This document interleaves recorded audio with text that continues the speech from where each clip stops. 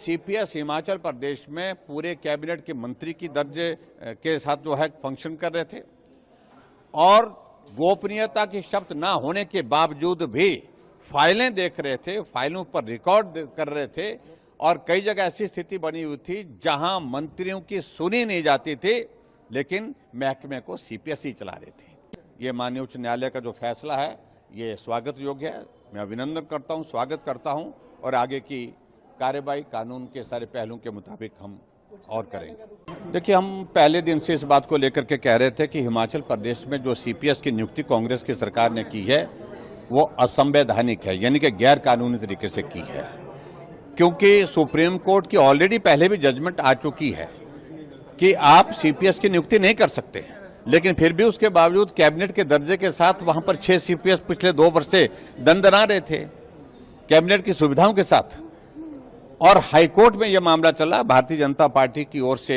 हमने सारे मामले को लेकर के हाईकोर्ट में अपनी बात रखी और उसके साथ साथ में बहुत सारे लोगों ने जनहित के इस मामले को उठाते हुए हाईकोर्ट में जब बात कही तो अल्टीमेटली लंबे अरसे के बाद आज जजमेंट आई है, क्योंकि जजमेंट रिजर्व थी और जो जजमेंट आई तो उसमें एक ही बात बड़ी स्पष्ट हो गई कि भाई उनको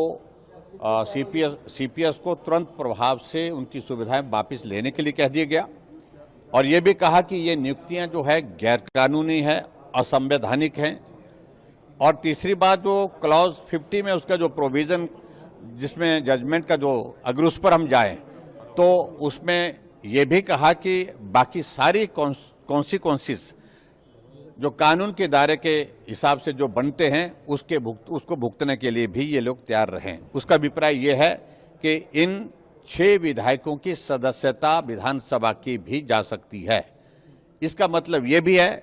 कि इन 6 विधानसभा के सदस्यों की सदस्यता समाप्त होने के साथ साथ में इनसे रिकवरी की प्रक्रिया भी की जा सकती है, जो सुविधाएं पिछले 2 वर्षों से सीपीएस के तहत ये ले रहे थे और कैबिनेट के दर्जे के साथ जो है पूरे हिमाचल प्रदेश में दंडरा रहे थे। और चिंता सबसे बड़ी बात यह है कि ये सीपीएस हिमाचल प्रदेश में पूरे कैबिनेट के मंत्री की दर्जे के साथ जो है फंक्शन कर रहे थे और गोपनीयता की शर्त ना होने के बावजूद भी फाइलें देख रहे थे, फाइलों पर रिकॉर्ड कर रहे थे और कई जगह ऐसी स्थिति बनी हुई थी जहां मंत्रियों की सुनी नहीं जाती थी, लेकिन महकमे को सीपीएस ही चला रहे थे।